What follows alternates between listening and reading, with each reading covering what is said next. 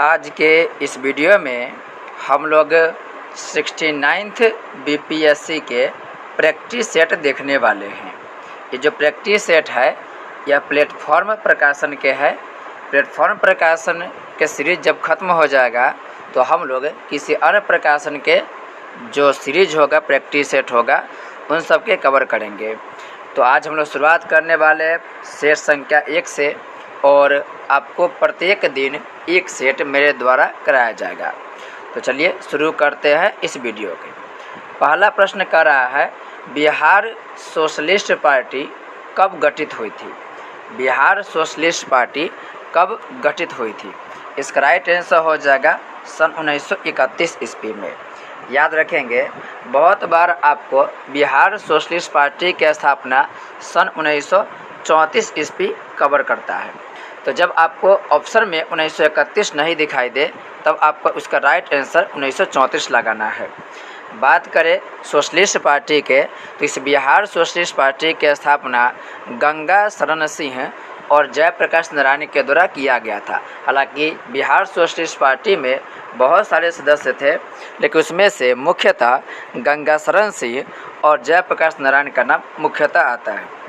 1921 की बात करें तो सन 1921 में केरल के मालाबार तट पर मोपला विद्रोह हुआ था। और 1927 की बात करें तो साइमन कमीशन का गठन 1927 ईस्वी में हुआ था। देखिए, आपको अधिकांश बातें ऐसे ही बोल के बताया जाएगा, क्योंकि आप जानते हैं कि बीपीएससी में टोटल 150 प्रश्न पूछे जाते हैं और सभी के बारे में एक एक करके यहाँ पर अगर लिखना शुरू करेंगे तो वीडियो काफ़ी लंबा हो जाएगा, 2 से ढाई घंटे का हो जाएगा। तो जो भी मोस्ट वीवीआई बात होगा वही सिर्फ लिखा जाएगा, बाकी सभी बातें को ऐसे ही मुँह से बोल करके आपको बताया जाएगा।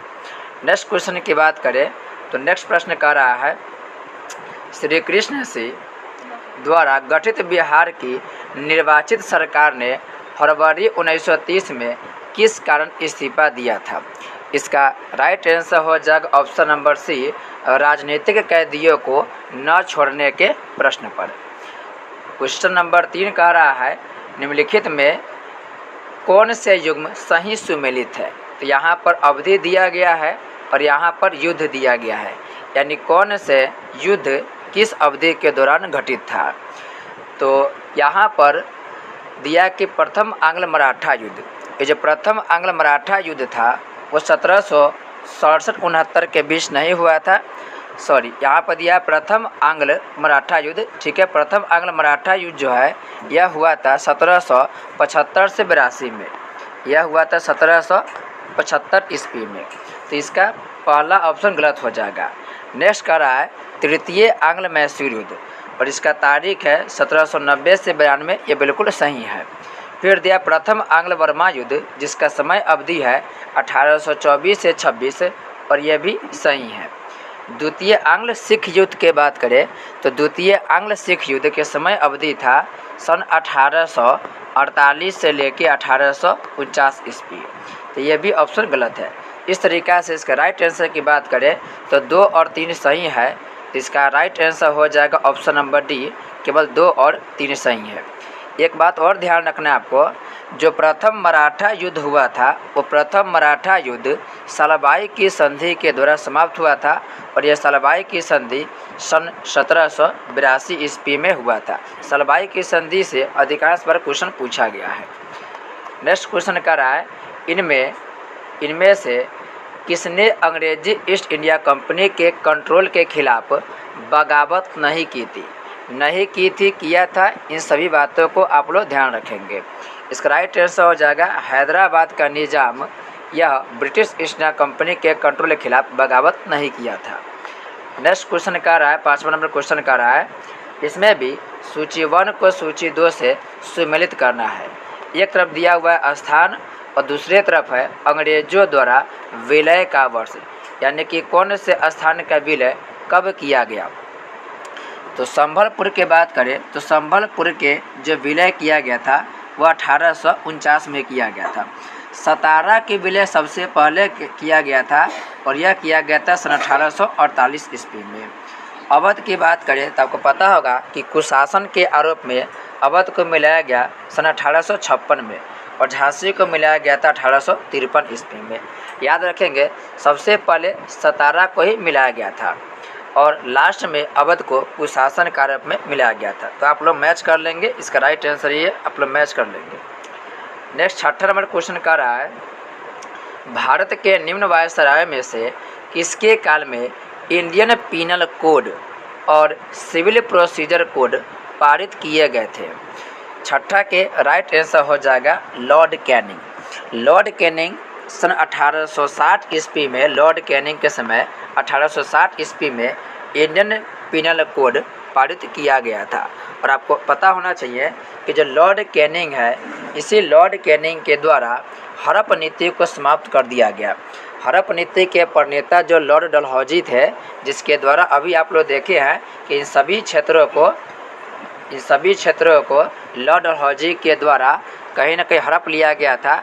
इसी हड़प नीति को समाप्त किया था लॉर्ड कैनिंग। ये लॉर्ड लिटन की बात करें तो लॉर्ड लिटन भारत में वर्नाक्यूलर प्रेस एक्ट लाया था और लॉर्ड डफरिन के समय में भारतीय राष्ट्रीय कांग्रेस की स्थापना की गई थी। नेक्स्ट 7वां नंबर क्वेश्चन का रहा है, किसने कहा था कि 1857 की घटना का प्रारंभ धर्म के संघर्ष के रूप में हुआ था और उस घटना के अंत स्वतंत्रता संग्राम के रूप में हुआ था? इसका राइट आंसर हो जाएगा डॉक्टर एस.एन. सेन। और 1857 के जो क्रांति हुआ था उसके सरकारी इतिहासकार यही डॉक्टर एस.एन. सेन थे। अशोक मेहता की बात करें तो इनका नाम पंचायती राज संस्था के समय आप अधिकांश बार पढ़ते होंगे। यह अशोक मेहता समिति जब बना था तो ये पंचायती राज संस्था को द्विस्तरीय बनाने की बात कहा था। वी.डी. सावरकर, पता होगा आपको कि वी.डी. सावरकर बोले थे कि यह 1857 के जो क्रांति है यह भारत के प्रथम स्वतंत्रता संग्राम है, जबकि डॉक्टर आर.सी. मजमूदार के द्वारा कहा गया था 1857 क्रांति न तो प्रथम था, न राष्ट्रीय था और न ही यह जो क्रांति था डॉक्टर आर.सी. मजमूदार के द्वारा कहा गया था कि जो 1857 की क्रांति है यह न तो प्रथम था, न राष्ट्रीय था और न ही यह स्वतंत्रता संग्राम था। तो आप इसको इस ट्रिक से याद रखेंगे कि मजदूर के लिए स्वतंत्रता संग्राम नहीं था। हालांकि एक ट्रिक के बारे में डिटेल्स हम लोग चर्चा किए हैं। आप अगर वीडियो के प्लेलिस्ट में जाएंगे तो 1857 के जो क्रांति हुआ है उसके पूरे ऑब्जेक्टिव सीरीज आपको कराया गया है। जो लुसेंट के ऑब्जेक्टिव होता है उसके पूरे क्वेश्चन कराया गया है, उसमें बहुत सारे ट्रिक भी बताया गया है। मजदूर के नज़र में यह स्वतंत्रता संग्राम नहीं था। इस तरीके से आप याद रखेंगे क्वेश्चन को। नेक्स्ट प्रश्न का 8वां नंबर क्वेश्चन का रहा है, निम्नलिखित में से कौन सा सुमेलित नहीं है? तो नील विद्रोह की बात करें तो 1859-60 में हुआ था, बिल्कुल सही है। अगर 1859-60 दोनों दे तो 1860 लगाइएगा। जयंतिया विद्रोह की बात करें तो 1860-63 में हुआ था, ये भी बिल्कुल सही है। कुकी विद्रोह 1917 से 1919 के बीच हुआ था, जबकि कुका विद्रोह की बात करें तो 1832 में नहीं हुआ था, ये 1840 ईस्वी में हुआ था, सन 1840 ईस्वी में। 1832 में याद रखिएगा आप लोग भूमिज विद्रोह हुआ था, ध्यान रखेंगे भूमिज विद्रोह 1832 ईस्वी में हुआ था। नेक्स्ट प्रश्न कर रहा है, निम्नलिखित कथनों को ध्यानपूर्वक पढ़िए। पहला है, ब्रह्म समाज एकेश्वरवाद का समर्थन करता था, ये बिल्कुल सही बात है। नेक्स्ट है, आर्य समाज ने शिक्षा के विकास में योगदान दिया था, ये भी बिल्कुल सही है। और रामकृष्ण मिशन की स्थापना स्वामी विवेकानंद ने किया था, ये भी बिल्कुल सही है। आप ब्रह्म समाज की बात करें तो सन 1828 में गठित हुआ था। आर्य समाज की बात करें तो 1875 में हुआ था। और रामकृष्ण मिशन की बात करें तो इसकी स्थापना सन 1897 ईस्वी में किनके द्वारा? तो यह स्वामी विवेकानंद के द्वारा गठित किया गया था। नेक्स्ट है 10वां नंबर क्वेश्चन का रहा है, निम्नलिखित का सही कालानुक्रम क्या होगा? इसमें आपको बहुत सारे घटना दिया गया है और उसका तिथि पूछा है। तो वुड का एजुकेशन डिस्पैच की बात करें तो आपको पता होगा जो वुड डिस्पैच था, उस वुड डिस्पैच को हम लोग भारतीय शिक्षा प्रणाली के मैग्ना कार्टा कहते हैं। तो वुड डिस्पैच की बात करें तो यह हुआ था 1854 ईस्वी में। और लॉर्ड मैकाले यह 1835 ईस्वी में। यह बात ध्यान रखेंगे, सबसे पहले शिक्षा के क्षेत्र में जो शुरुआती में जो काम हुआ था और लॉर्ड मैकाले के सिफारिश पर किया गया था। तो वुड का जो एजुकेशन डिस्पैच की बात करें तो यह हुआ था सन 1854 ईस्वी में। मैकाले के मिनट ऑन एजुकेशन की बात करें तो यह लाया गया था सन 1835 ईस्वी में। यहाँ पर दिया है दी सार्जेंट एजुकेशन रिपोर्ट, दी सार्जेंट एजुकेशन रिपोर्ट। ये जो द सार्जेंट एजुकेशन रिपोर्ट है इसको बनाया गया था, लाया गया था सन 1944 ईस्वी में। और इंडियन एजुकेशन यानी कि हंटर आयोग है, इस हंटर आयोग यानी कि हंटर कमीशन को लाया गया था सन 1882 ईस्वी में। तो इसका जो राइट आंसर हो जाएगा वह हो जाएगा ऑप्शन नंबर ए, यानी कि 2143। पहले लॉर्ड मैकाले का मिनट ऑन एजुकेशन आया था, फिर वुड का एजुकेशन डिस्पैच आया था, फिर इंडियन एजुकेशन आया था, फिर द सार्जेंट रिपोर्ट प्रकाशित किया गया था, यह 1944 में किया गया था। एक बात याद रखेंगे यहाँ पर, जो यह हंटर कमीशन है, आपसे क्वेश्चन पूछेगा कि जालियांवाला बाग हत्याकांड के जांच के लिए किस समिति का गठन किया गया, तो उसका राइट आंसर हो जाएगा हंटर समिति का गठन किया गया था जालियांवाला बाग हत्याकांड के जांच के लिए। नेक्स्ट क्वेश्चन कर रहा है 18 वर्ष की आयु में स्नातक, 20 वर्ष की आयु में प्रोफेसर तथा सुधारक के सह संपादक, 25 वर्ष की आयु में सार्वजनिक सभा और प्रांतीय सम्मेलन के मंत्री, 29 वर्ष की अवस्था में राष्ट्रीय कांग्रेस के मंत्री, 34 वर्ष की आयु में प्रांतीय विधायक, 36 वर्ष की आयु में इम्पीरियल विधायक, 39 वर्ष की आयु में भारतीय राष्ट्रीय कांग्रेस के अध्यक्ष एवं देशभक्त जिसे महात्मा गांधी ने अपना गुरु माना है। इन शब्दों में एक जीवनीकार ने वर्णन किया है, यह वर्णन किया है गोपाल कृष्ण गोखले के। ऑप्शन नंबर सी इसका राइट आंसर हो जाएगा। नेक्स्ट क्वेश्चन कर रहा है नीचे संगठनों की एक सूची दी गई है, सूची के नीचे दिए गए कोड का प्रयोग करते हुए क्रांतिकारी गतिविधियों में लिप्त संगठनों का चयन करना है। इसमें अभिनव भारत दिया है, अनुशीलन समिति दिया है, न्यू नेशनलिस्ट पार्टी दिया है, फिर इंडियन पैट्रियाटिक एसोसिएशन दिया गया है। तो इस 12 के जो राइट आंसर हो जाएगा वो हो जाएगा 1 और 2, यानी कि अभिनव भारत और अनुशीलन समिति ये दोनों क्रांतिकारी गतिविधियों में लिप्त था। अभिनव भारत की बात करें तो 1904 में बना था और अनुशीलन समिति की बात करें तो अनुशीलन समिति यह 1907 ईस्वी में कलकत्ता में बना था। नेक्स्ट क्वेश्चन कह रहा है सन 1916 ईस्वी में होम रूल लीग आरंभ की गई थी, जिसके नेतृत्व में होम रूल लीग जो था 1916 ईस्वी में स्थापित किया गया था और यह किया गया था बाल गंगाधर तिलक और श्रीमती एनी बेसेंट के द्वारा। याद रखेंगे, बाल गंगाधर तिलक और श्रीमती एनी बेसेंट के द्वारा। जो तिलक जी थे यह महाराष्ट्र और कर्नाटका वाले क्षेत्र में अपना होम रूल लीग स्टार्ट किए थे, जबकि श्रीमती एनी बेसेंट जो थी या श्रीमती एनी बेसेंट मद्रास के क्षेत्र में होम रूल लीग की शुरुआत की थी।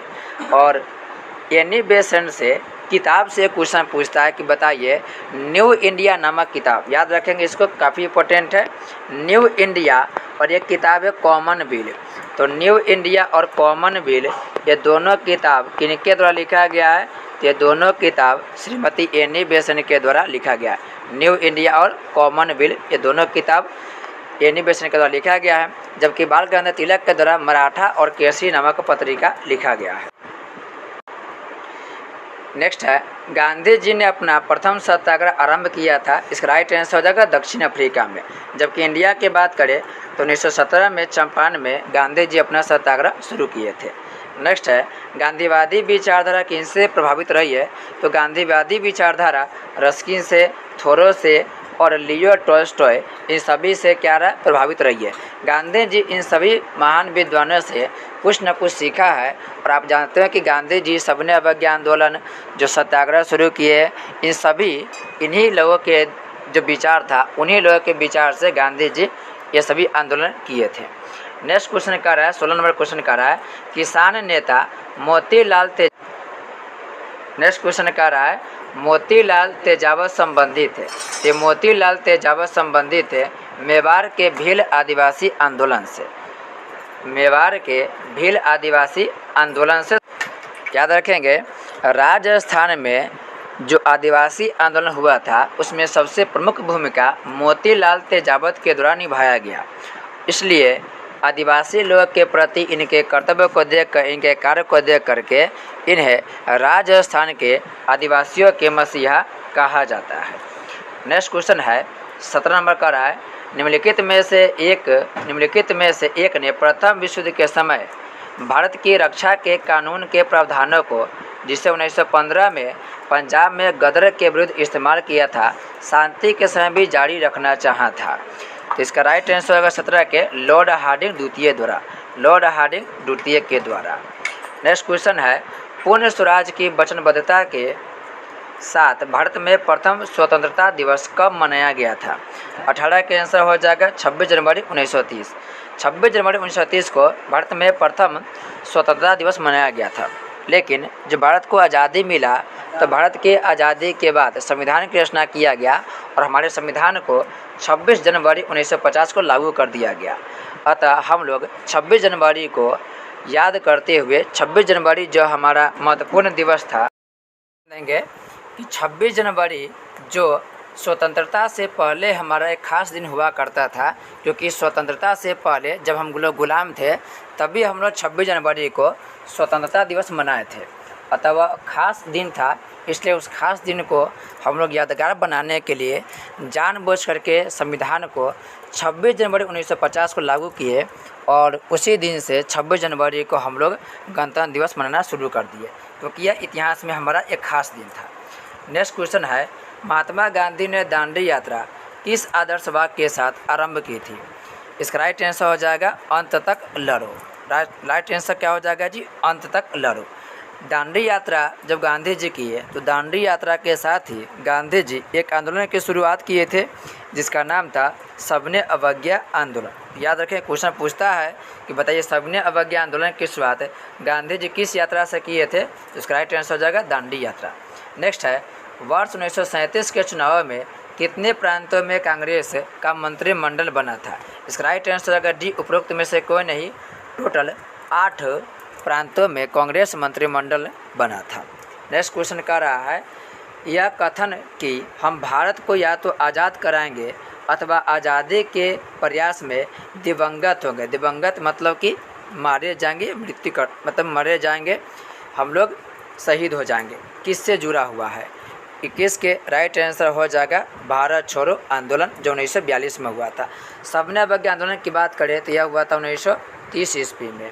असहयोग की बात करें तो यह हुआ था 1920 ईस्वी में। यह गांधी जी का प्रथम जन आंदोलन था। नेक्स्ट क्वेश्चन है, आज़ाद हिंद फौज दिवस की तिथि को मनाया जाता है? तो आज़ाद हिंद फौज दिवस की बात करें तो यह मनाया गया था 12 नवंबर 1945 ईस्वी को। नेक्स्ट है, भारत के विभाजन को टालने का अंतिम अवसर समाप्त हो गया था। यह समाप्त हो गया था जब कैबिनेट मिशन को अस्वीकार करने के साथ ही भारत के विभाजन को टालने का अंतिम अवसर समाप्त हो गया था। और एक कैबिनेट मिशन की बात करें तो इसका गठन सन 1946 ईस्वी में किया गया था। नेक्स्ट क्वेश्चन कह रहा है, इनमें से किस वायसराय ने सबसे पहले पृथक निर्वाचन मंडल की व्यवस्था मुसलमानों को जीतने एवं उन्हें कांग्रेस के विरुद्ध करने के लिए इस्तेमाल की थी? 24 के राइट आंसर हो जाएगा लॉर्ड मिंटो द्वितीय। आप पढ़े होंगे मार्ले मिंटो सुधार। यह मार्ले मिंटो सुधार जो था यह 1909 में लाया गया था और कहीं न कहीं इसी में पृथक निर्वाचन मंडल की व्यवस्था की गई। और पृथक निर्वाचन मंडल की व्यवस्था इसलिए किया गया ताकि अंग्रेज मुसलमानों को अपने पक्ष में कर ले और भारत के जो स्वतंत्रता संग्राम है कहीं न कहीं भारतीय लोग अंग्रेज़ों का जो विरोध करे हिंदू मुस्लिम के साथ मिल करके वह विरोध में क्या हो जाए जी, उस एकता में क्या हो जाए, खटास पड़ जाए, उस एकता में कहीं न कहीं बाधा पड़ जाए और यह विरोध हमेशा के लिए शांत हो जाए। मार्ले मिंटो सुधार 1909 में लाया गया था। गांधी जी इसके बारे में कहे थे कि मार्ले मिंटो सुधार जो था यह मार्ले मिंटो सुधार द्वारा भारत का सर्वनाश कर दिया गया। याद रखेंगे, मार्ले मिंटो सुधार द्वारा भारत का सर्वनाश कर दिया गया, यह कथन गांधी जी का है। नेक्स्ट क्वेश्चन कह रहा है, सिंधु घाटी की सभ्यता को जानने का स्रोत है वहाँ पाई गई मोहरे भी है, बर्तन जेवर हथियार और बर्तन, जेवर, हथियार और औजार भी है, और नगरों के अवशेष, यानी कि उपरोक्त में से एक से अधिक होगा। सिंधु घाटी सभ्यता दुनिया के प्रथम शहरी या नगरीय सभ्यता थी। नेक्स्ट क्वेश्चन कह रहा है उपनिषद पुस्तकें हैं। उपनिषद की जो पुस्तकें हैं वह दर्शन पर आधारित है, दर्शन पर यह आधारित है। और बात करें उपनिषद के संख्या की तो टोटल 108 उपनिषद है। उपनिषदों में सबसे बड़ा उपनिषद की बात करें तो बृहदारण्य, याद रखेंगे, बृहदारण्य उपनिषद सबसे बड़ा उपनिषद है। नेक्स्ट क्वेश्चन कर रहा है सूची 1 को सूची 2 से सुमिलित कीजिए तथा सूचियों के नीचे दिए गए कूट से सही उत्तर चुनिए। यहाँ पर आप देख रहे हैं कि महाजनपद दिया हुआ है और उसके राजधानी के बाद दिया गया है, यानी कि महाजनपद के राजधानी के मिलान करना है। तो मत्स्य की बात करें तो मत्स्य की राजधानी हो जाएगा विराटनगर। कुरु की बात करें तो कुरु को हो जाएगा इंद्रप्रस्थ। सूर्यसेन के मथुरा हो जाएगा और अस्मक के पोतन हो जाएगा। आप लोग इसको मिला लीजिएगा ऑप्शन के अनुसार। नेक्स्ट क्वेश्चन कर रहा है वह स्थान जहाँ प्राक अशोक ब्राह्मी लिपि का पता चला है। वह स्थान जहाँ प्राक अशोक ब्राह्मी लिपि का पता चला है। 28 के जो राइट आंसर हो जाएगा वह हो जाएगा अनुराधापुर। और बात करें अनुराधापुर के तो यह श्रीलंका की प्राचीन राजधानी थी। श्रीलंका के प्रारंभिक राजधानी कौन थी? यह अनुराधापुरा थी। मास्की से क्वेश्चन पूछेगा कि बताइए अशोक के किस अभिलेख में अशोक का नाम वर्णित है। तो मास्की अभिलेख में अशोक के नाम अशोक मिलता है। नेक्स्ट क्वेश्चन कह रहा है प्रसिद्ध बौद्ध विद्वान अश्वघोष किसके समकालीन था। अश्वघोष की बात करें तो आपको पता होगा कि चौथी बौद्ध संगति जो हुआ था कनिष्क के समय, उस कनिष्क के समय यह अश्वघोष जो था वो उपाध्यक्ष था। इसका राइट आंसर कौन हो जाएगा? कनिष्क हो जाएगा। इसके अलावा एक क्वेश्चन और पूछता है अश्वघोष से, क्वेश्चन पूछेगा अश्वघोष से कि बताइए ललित विस्तार किस विद्वान की कृति है। तो ललित विस्तार अश्वघोष के लिखा गया किताब के नाम है। नेक्स्ट क्वेश्चन कर रहा है 30 नंबर क्वेश्चन कर रहा है सूची 1 के पदों को सूची 2 के पदों से सम्मिलित कीजिए तथा सूचियों के नीचे दिए गए कूटों से अपना सही व्याख्या ज्ञात कीजिए। यहाँ पर पुस्तक दिया हुआ है और यहाँ पर उसका विषय दिया गया है। यह काफ़ी इम्पोर्टेंट है क्योंकि इसमें से एक क्वेश्चन न आने की संभावना रहता है। यह प्रसिद्ध किताब और ग्रंथ के नाम है, कुछ दर्शन के भी नाम दिया गया है। तो याद रखेंगे तिरुकुर्रल जो है, यह तिरुकुर्रल यह दर्शन से संबंधित किताब है। और तोलकाप्पियम काफ़ी प्रसिद्ध है। ये तोलकाप्पियम व्याकरण की किताबें बहुत इंपॉर्टेंट है। तोलकाप्पियम एक है शिल्पादिकारम। ये जो शिल्पादिकारम है इसमें यह प्रेम कथा के वर्णन किया गया है। और मणिमेखलाई की बात करें तो मणिमेखलाई एक वाणिक कथा या वर्णन है। जो मणिमेखलाई है इसमें एक वाणिक कथा का वर्णन किया गया है। इसमें आपको क्वेश्चन पूछेगा शिल्पादिकारम से। शिल्पादिकारम से क्वेश्चन क्या पूछता है? पूछेगा आपको कि बताइए संगम साहित्य का प्रथम महाकाव्य कौन था। तो संगम साहित्य का प्रथम महाकाव्य शिल्पादिकारम था। और इसका लेखक कौन थे? तो इसका लेखक था इलंगो, काफ़ी प्रसिद्ध लेखक है। इसके बारे में याद रखेंगे, इलंगो जो है वो शिल्पादिकारम के लेखक है। और संगम साहित्य का प्रथम महाकाव्य कौन है? शिल्पादिकारम ही है। नेक्स्ट क्वेश्चन की बात करें तो कह रहा कि गांधार कला शैली एक संश्लेषण है। तो गांधार कला शैली की बात करें तो यह भारतीय तथा यूनानी कला का मिश्रण है, यानी इसमें भारतीय और यूनानी कला दोनों का मिश्रण दिया गया है। नेक्स्ट क्वेश्चन कह रहा है सूची 1 को सूची 2 से मिलान करना है तथा दिए गए कूट का प्रयोग करते हुए सही उत्तर का चयन करना है। इसमें कुछ लिखा हुआ है और इसमें एक स्थान के बारे में दिया गया है। तो आपको पता है कि जो स्तूप है वह स्तूप सांची से संबंधित है, यानी सांची के स्तूप के निर्माण जो कराया गया था अशोक के द्वारा वह काफ़ी प्रसिद्ध है। चित्रकारी की बात करें तो बाघ की चित्रकारी जो गुप्त राजाओं के द्वारा बनाया गया था काफ़ी प्रसिद्ध है। कनिष्क की सिरवहीन मूर्ति की बात करें तो यह मथुरा से मिला है। और दशावतार मंदिर उत्तर प्रदेश के जो देवगढ़ के दशावतार मंदिर है जिसके बारे में कहा जाता है कि भारत का प्रथम शिखर युक्त मंदिर है। तो याद रखेंगे दशावतार मंदिर का संबंध कहाँ से? देवगढ़ से है। कनिष्क की सिरविहीन मूर्ति कहाँ से मिला है? मथुरा से मिला है। दशावतार मंदिर से यूपीएससी में क्वेश्चन भी पूछा गया है। याद रखेंगे भारत का प्रथम शिखर युक्त मंदिर कौन है? तो यह दशावतार मंदिर है जो भगवान विष्णु से संबंधित है। नेक्स्ट क्वेश्चन कर रहा है, निम्नलिखित में से कौन मोक्ष के साधन के रूप में ज्ञान, कर्म तथा भक्ति को महत्व देता है? 33 का राइट आंसर हो जाएगा भगवत गीता। नेक्स्ट है, बौद्धिक ग्रंथों के प्रसिद्ध भाष्यकार सायन निम्न में से किस राजवंश के अंतर्गत सक्रिय है? यह क्वेश्चन पूछता है कि वेदों पर जो टीका है वो किसने लिखा था? तो सायन ने दिया था। सायन के बारे में बहुत इंपॉर्टेंट है, यह क्या थे? टीकाकार थे, यह टीका टिप्पणी करते थे। इसका संबंध पूछा किससे था? तो इसका संबंध चोल राजकाल नहीं था, गुप्त से भी नहीं था, सातवाहन नहीं था, इसका संबंध विजयनगर साम्राज्य से था। याद रखेंगे, विजयनगर साम्राज्य के अंतर्गत ये जो महान टीकाकार है सायन, वह विजयनगर साम्राज्य से संबंधित है।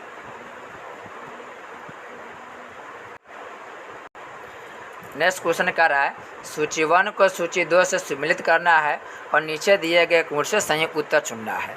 जब भी ऐसा क्वेश्चन होगा तो डायरेक्ट हम लोग आंसर पे ही आ जाएंगे, क्योंकि ऊपर के जो भी बात है वो सभी क्वेश्चन में लगभग वही सेम साइज़ की बातें लिखा होता है, तो हम डायरेक्ट उसके सोल्यूशन पे आ जाएंगे।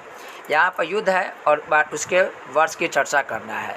तो चंदावर के युद्ध की बात करें तो चंदावर के युद्ध हुआ था 1194 ईस्वी में। या पता होगा आपको कि चंदावर के युद्ध मोहम्मद गौरी और जयचंद के बीच में हुआ था। इसमें जयचंद मारा गया था।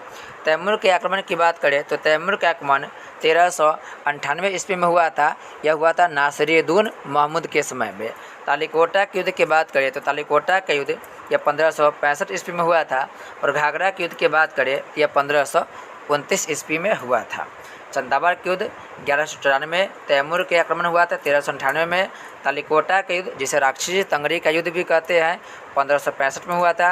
और घाघरा का युद्ध जो बाबर के द्वारा लड़ा गया था यह हुआ था 1529 ईस्वी में।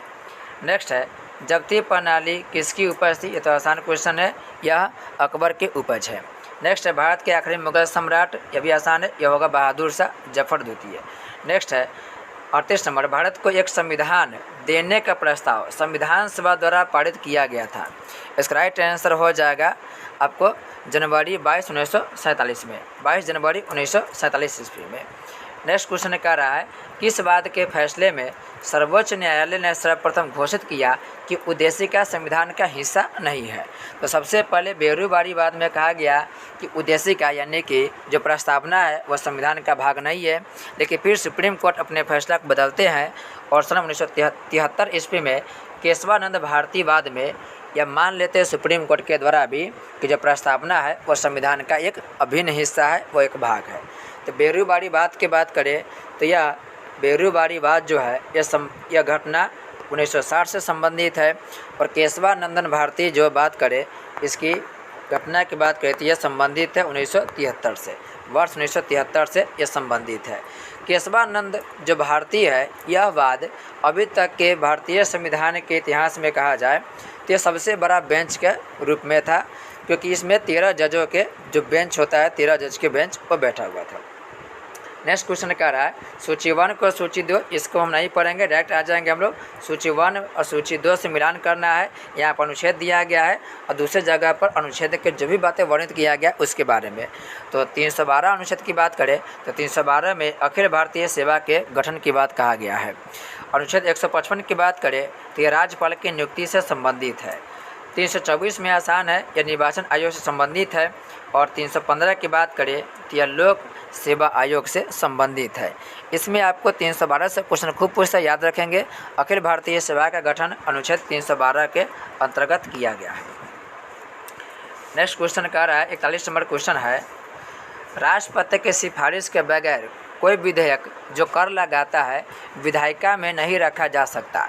यह प्रावधान भारत के संविधान के किस अनुच्छेद के अंतर्गत आता है? तो यह आएगा अनुच्छेद नंबर 177 के अंतर्गत। नेक्स्ट है, निम्नलिखित में से कौन सा सही सुमेलित नहीं है? यहाँ पर कह रहा है कौन सा सुमेलित नहीं है।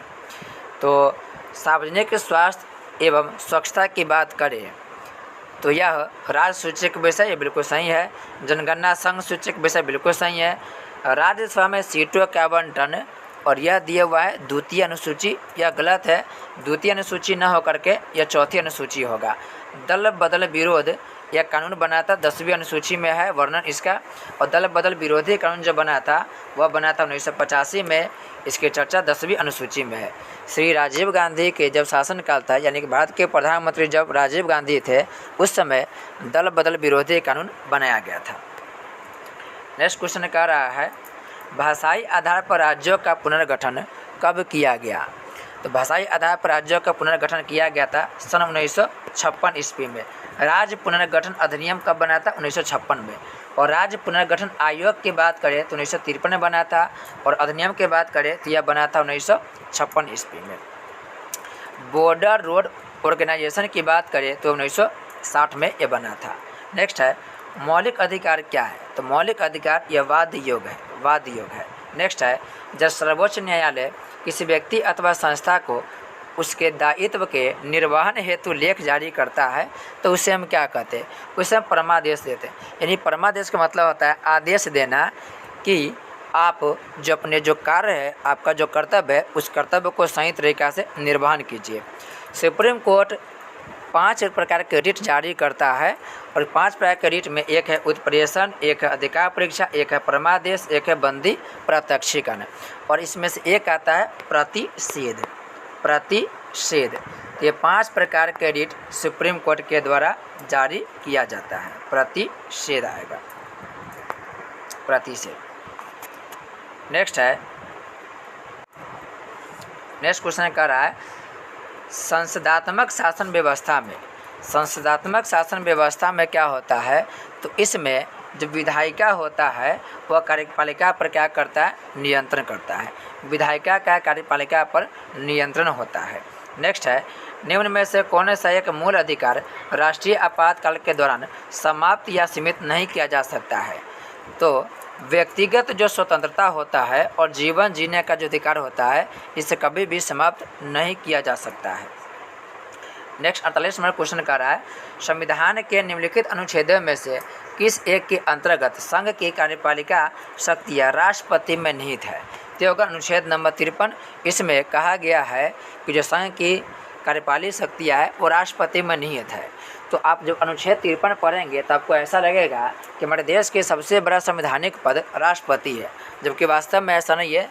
जब आप अनुच्छेद नंबर 74 पढ़ेंगे तो वहाँ पर लिखा है कि वास्तव में जो प्रधानमंत्री होते हैं वही देश के वास्तविक प्रधान होते हैं, क्योंकि राष्ट्रपति जो होते हैं वो राष्ट्रपति मंत्रिपरिषद के सलाह होता है, उसे मानने के लिए राष्ट्रपति क्या होते हैं? वो बाध्य होते हैं। नेक्स्ट है लोकसभा के निर्वाचन के लिए नामांकन पत्र। तो लोकसभा के निर्वाचन का जो नामांकन पत्र होता है वह होता है भारत के किसी नागरिक द्वारा जिसका नाम किसी निर्वाचन क्षेत्र की मतदाता सूची में है वो दाखिल किया जा सकता है। इसका राइट आंसर हो जाएगा सी। नेक्स्ट क्वेश्चन का रहा है 50 नंबर लोकसभा द्वारा विचारार्थ भेजे गए वित्त विधेयक को राज्यसभा अधिकतम कितने दिन रोक के रखेगा? इसका राइट आंसर कितना होगा? 14 दिन तक रोक के रख सकता है। नेक्स्ट क्वेश्चन करें 51 नंबर निम्नलिखित में से किस संवैधानिक संशोधन अधिनियम ने मौलिक अधिकारों की सूची से संपत्ति के अधिकार को हटा दिया गया है? इसका जो राइट आंसर हो जाएगा 51 के वो हो जाएगा 44वां संविधान संशोधन 1978। जो भी इस प्रकार के आसान क्वेश्चन होगा उसको हम डायरेक्ट ही आगे स्किप करके चले जाएंगे, और थोड़ा बहुत जो भी अच्छा क्वेश्चन होगा जिसकी चर्चा करना आवश्यक होता है केवल उन्हीं प्रश्नों को ही चर्चा किया जाएगा। नेक्स्ट क्वेश्चन कह रहा है 52 नंबर यदि किसी राज्य की विधानसभा का अध्यक्ष यानी कि स्पीकर पद त्यागना चाहे तो उसे अपना त्यागपत्र देना चाहिए, यानी कि यह किसको अपना त्यागपत्र सौंप सकते हैं? तो ये अपना त्यागपत्र सौंपेंगे उपाध्यक्ष को, और उपाध्यक्ष किनको सौंपेंगे? तो उपाध्यक्ष स्पीकर महोदय को अपना त्यागपत्र सौंप सकते हैं। तो याद रखेंगे अध्यक्ष सौंपेंगे उपाध्यक्ष को और उपाध्यक्ष सौंपेंगे अध्यक्ष महोदय के। उपाध्यक्ष और जो अध्यक्ष होते हैं इनके पद त्यागने संबंधी जो बात है उसकी चर्चा संविधान के आर्टिकल नंबर 179 में वर्णित है, 179 में वर्णित है। नेक्स्ट क्वेश्चन कह रहा है नेक्स्ट क्वेश्चन साइंस है कह रहा है कि लकड़ी लोहे व मोम के समान आकार के टुकड़ों को समान ऊंचाई से पृथ्वी पर गिराया जाता है। कौन सा टुकड़ा सर्वप्रथम पृथ्वी की सतह पर पहुंचेगा? इसका राइट आंसर हो जाएगा सभी एक साथ पहुंचेंगे। याद रखेंगे पृथ्वी पर जब भी हम कोई वस्तु गिराते हैं तो पृथ्वी पर चूँकि वायुमंडल है, तो यदि आप कभी कभी कोई वस्तु गिराएंगे, जैसे कि मोर के एक पंख गिराइए और एक भाली गोला गिराइए, तो आप देखेंगे कि पंख लेट से गिरेगा और गोला जल्दी गिरेगा। लेकिन वास्तव में यदि यहीं पर हवा हटा दिया जाए, अगर यहीं पर वैक्यूम क्रिएट कर दिया जाए, वैक्यूम मतलब निर्वात क्रिएट कर दिया जाए, तो उस स्थिति में हम कोई भी वस्तु गिराएंगे, कोई वस्तु चाहे वह 1 किलो का हो चाहे वह 1000 किलो का हो, वो एक ही साथ गिरेगा, क्योंकि जो गुरुत्वाकर्षण होता है वो द्रव्यमान पर निर्भर नहीं होता है, दोनों वस्तुएं साथ साथ गिरेगा। इस बात को ध्यान रखेंगे। नेक्स्ट क्वेश्चन है, कई बार उच्च रक्तचाप की स्थिति में धमनी फट जाती है और आंतरिक रक्तस्राव होने लगता है। उच्च रक्तस्राव का निम्नलिखित में से क्या कारण है?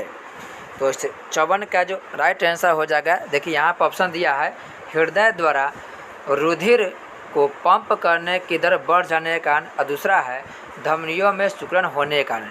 इसका जो राइट आंसर हो जाएगा 54 के, वो राइट आंसर हो जाएगा धमनियों में सिकुड़न होने के कारण। या क्या होगा, धमनियों में सिकुड़न होने के कारण ये धमनी क्या होता है जी, फट जाता है। याद रखेंगे, जैसे ये मान के चलिए कि हमारा धमनी है, तो धमनी है, कभी कभी क्या होता है कि हम लोग जब भी वसा युक्त भोजन खाते हैं, तैलीय पदार्थ खाना खाते हैं, फास्ट फूड खाते हैं, तो इसी धमनी में यह क्या होता है, कोलेस्ट्रॉल जमा हो जाता है।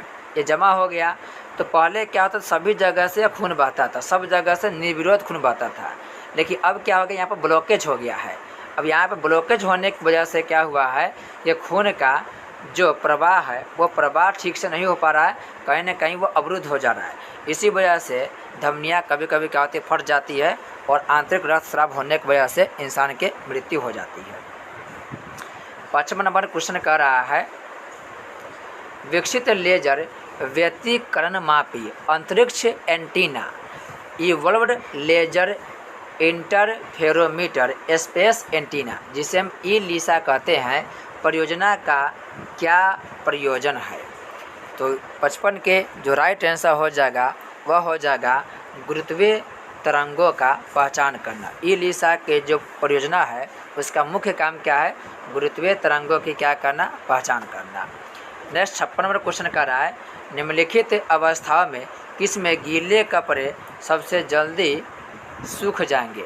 इसका राइट आंसर हो जाएगा 20% आर्द्रता और 60% तापक्रम पर गीले कपड़े जल्दी क्या होगा, सूख जाएगा।